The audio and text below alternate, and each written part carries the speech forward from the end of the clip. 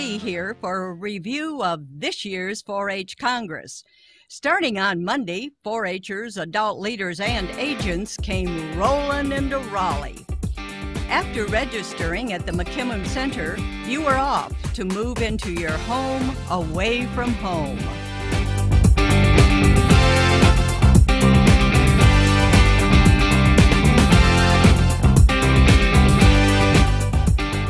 Monday afternoon, it was back to McKimmon Center for meetings, lots and lots of meetings.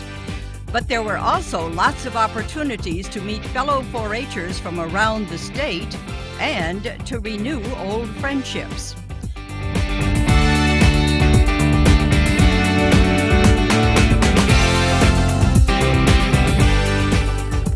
Monday evening, it was finally time to get this show on the road with the opening assembly.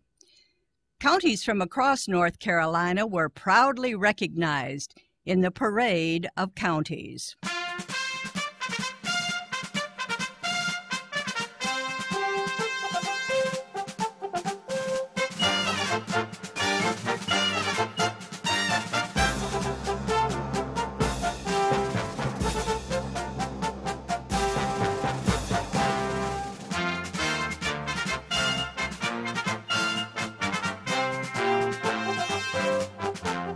Pledges and the national anthem were followed by a welcome from Dr. Marshall Stewart and performances by two 4-H talent acts.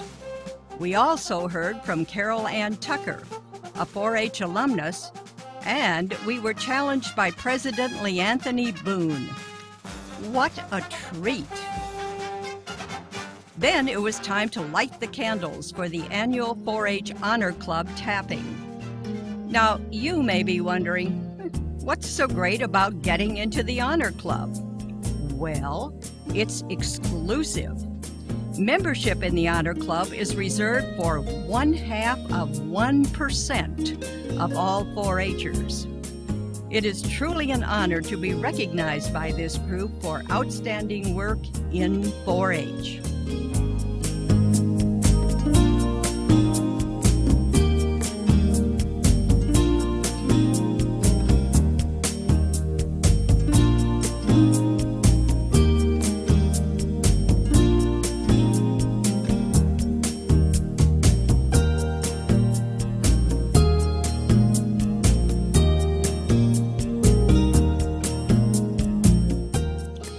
When Tuesday rolled around, the pressure was on. That was the day of the state presentation finals at Athens Drive High School. And there were presentations on just about every subject imaginable. Now, in order to get into the competition in the first place, you have to do a lot of work beforehand. Just getting here is an achievement to be proud of. After all, it takes a lot of courage to get up in front of your peers and the judges, but you did it. Just the thought of it makes my circuits tremble.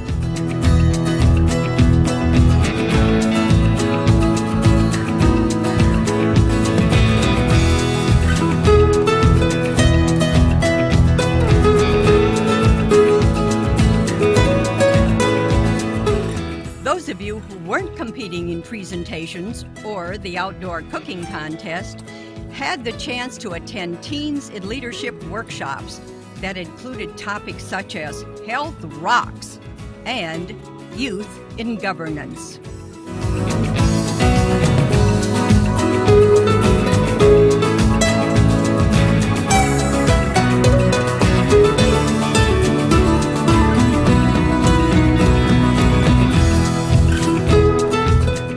After dinner, we attended the Power of Youth Assembly, where we had a chance to hear from Penny Connor, a 4-H alumnus who is Vice President for Customer Service with NStar Electric Company.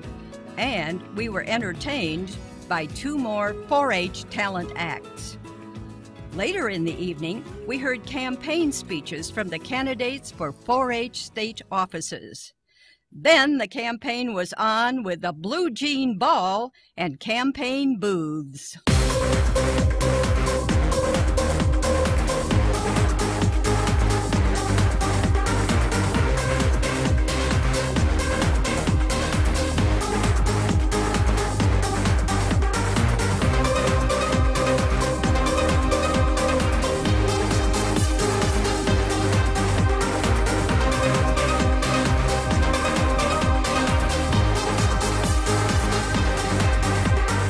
Wednesday morning started early with the Hands to Service Assembly, which featured guest speaker Morris Glass, a Holocaust survivor. Then Dr. Z had a chance to see how 4-Hers gave back to the community through the Hands to Service project. Groups of 4-Hers spread out across Wake County to lend a helping hand to various service groups.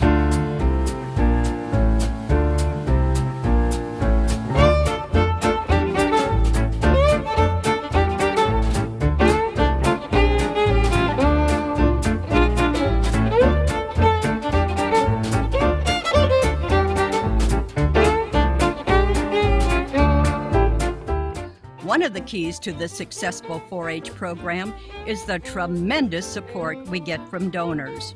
Many of these donors were honored with a reception and luncheon at the McKimmon Center on Wednesday, where some had the chance to meet the 4-Hers who benefited from their contributions. Those who weren't involved in the donor luncheon had a chance to tour the 4-H Centennial exhibit at the North Carolina State University Library. Then Wednesday afternoon, in a flurry of democracy, elections were held and new officers were chosen. After the elections, we attended the Clover Gala, where we recognized the 2011 North Carolina 4-H Hall of Fame inductees and the Alumni Award recipients. Later, the new 4-H officers were announced. Ladies and gentlemen, here are your new 4-H state officers.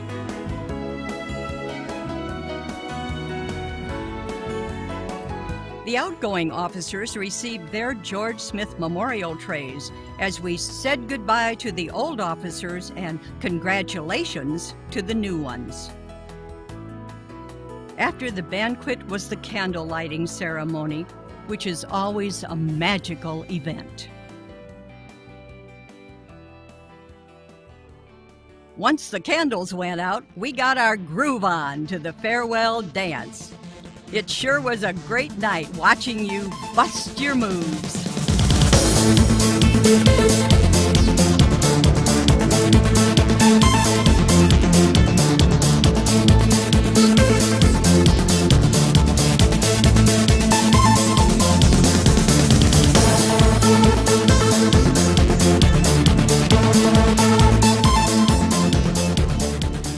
As the final day of Congress arrived, Dr. Z felt kind of sad, knowing that soon all of her new friends would be going home. But she put on a smile and went to the Hungry to Help Assembly and the Clover Stem. And that does bring us to the end. We're here now at the farewell luncheon to close out the 2011 4-H Congress. It's been an exciting year where we've met old friends and made new ones.